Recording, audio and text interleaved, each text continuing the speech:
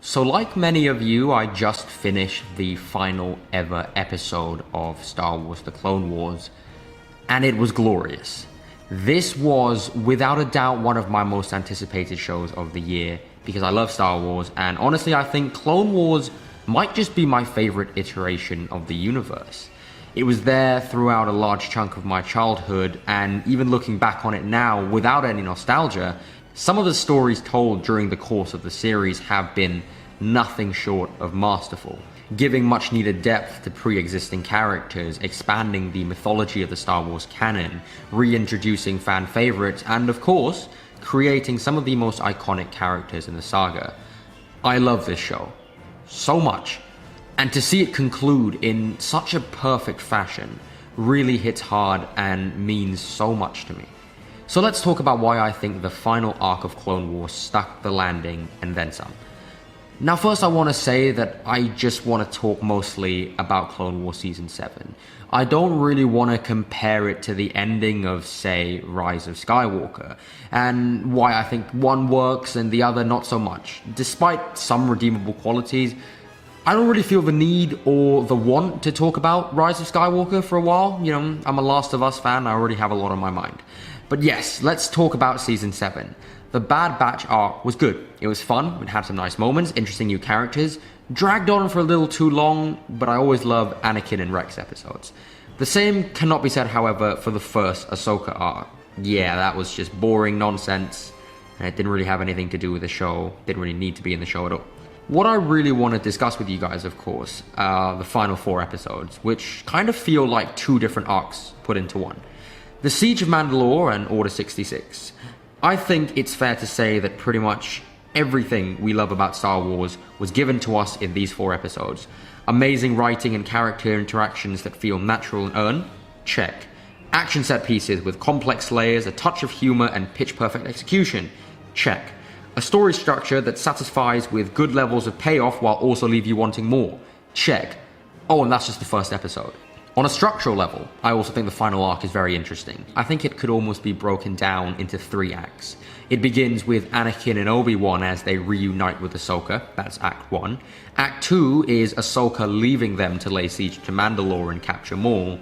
And then Act 3 is Order 66 and the repercussions of what I think is one of the most tragic events in Star Wars. We also, of course, get that gut punch of an epilogue, which has now become one of my all-time favorite Star Wars scenes, but more on that in a little bit.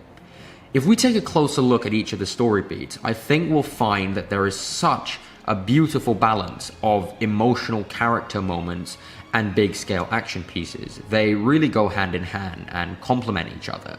I know I said I didn't want to make comparisons, but the Rise of Skywalker, for example, sometimes a fight just kind of breaks out, and you're like, oh well, this is cool, sure, yeah, okay, not sure what's happening, but okay. But every sequence in these final 4 episodes feels so warranted. So let's talk about those action sequences. This one is amazing, says a lot about the dynamic between Obi-Wan and Anakin. This is just next level. I think this is our true reunion with Ahsoka this season, who just shows how badass of a character she's become. I love that this one becomes more about the tension and the suspense than just all-out fighting. Like I said, they complement each other so well. Maul and Ahsoka's duel? Well, best ever? I mean, there's something about this throne room. 3 of the best lightsaber fights in the series literally start here.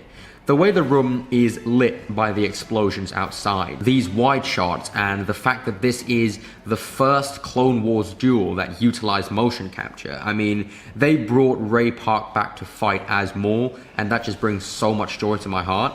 It definitely feels a lot more real. The fight is a bit slower because they are referencing real human movements, but I think that makes the hits feel a bit harder and more realistic. A little filmmaking detail that I noticed that I think really added to the scene was how on certain beats the camera would actually track the movements of the character as you see here.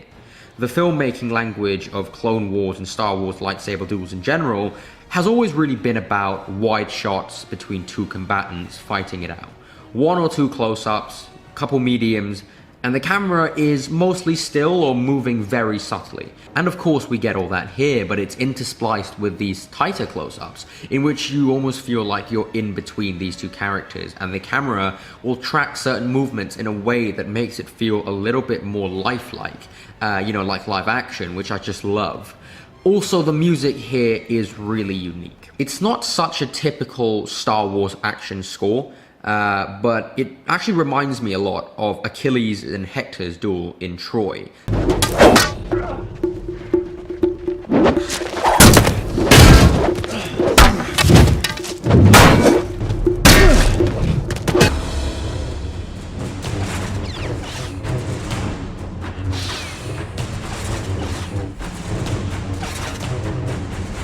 There's something almost casual about it, which, one, allows the sound design to pop a little more, but also I think it speaks to Maul's character. He's toying with Ahsoka and not actually giving 100%, just like Achilles did with Hector. Hence why the music becomes more orchestral and traditional Star Wars as Maul is actually about to be defeated. It's just... oh god, I love this so much.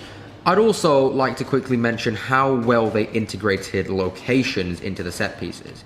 It's actually very prequel-esque in a good way. I think when you take a look at the fights from the original and sequel trilogies, I know I said no comparisons, but I'll be quick. These fights take place in one location, and they just kind of fight. Oh, a dark throne room, a red throne room, an office/bar thing, a forest, and another forest. But when you look at the prequels, hangar, and then this thing, and then the laser doors, and then this room, there's a sense of movement and a dynamism. It just works a bit more in my opinion. The same can be said here. We start off in the throne room, then we get some cutaways to outside, and then up top to these sort of scaffolding bars. The locations work to challenge the characters, as opposed to just, standing on level ground. Let's be honest, I think all the best lightsaber fights in the Star Wars universe have some form of high ground. Okay, so I think we've established how effective episodes 9 and 10 are. They function flawlessly as these sort of huge, epic fan service episodes, linking us into Revenge of the Sith with big action moments, fan favorite characters.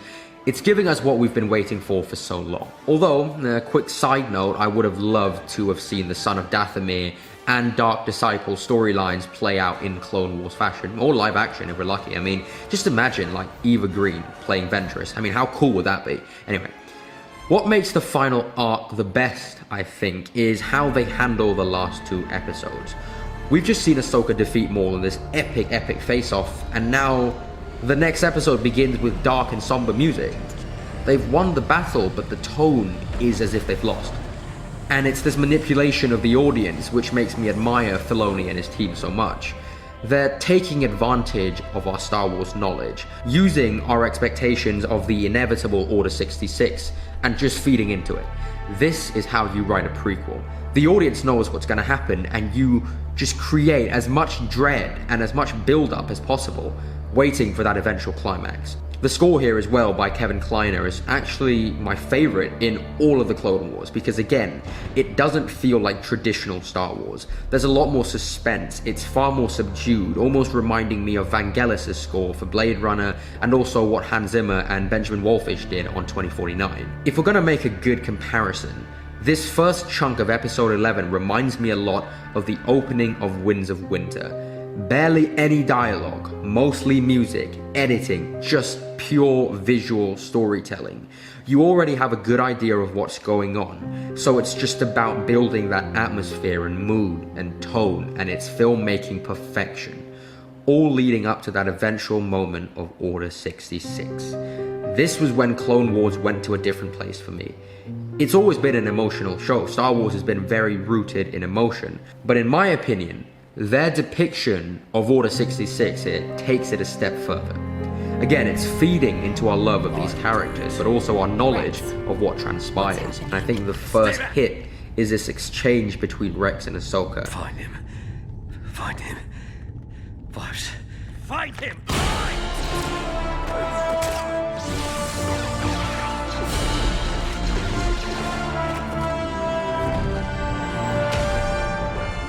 Best musical moment in all of Clone Wars, I think. The look on these characters' faces, the confusion, the heartbreak, the way it's cut together so quick as this burst of violence. Let me play that again.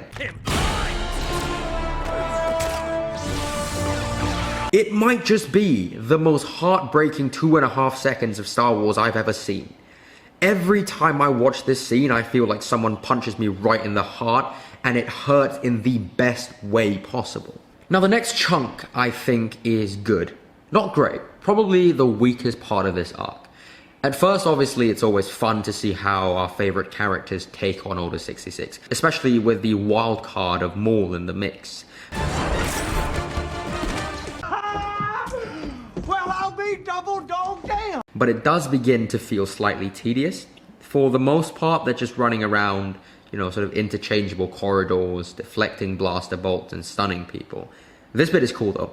It's obviously very hard to see Ahsoka and Rex go up against these clones, and it's all resolved with a good amount of excitement and tension. Maul gets away, we know that, and then Ahsoka and Rex make their way down to the planet for the last few minutes, which I think are the best few minutes. I think the tone becomes even darker than it already was. I mean, this is adult stuff. Like, why is this in an animated show for kids? I mean, well, I guess it's not really for kids, but for kids who have become adults since the show was cancelled, me being one of them. But I mean, just look at this.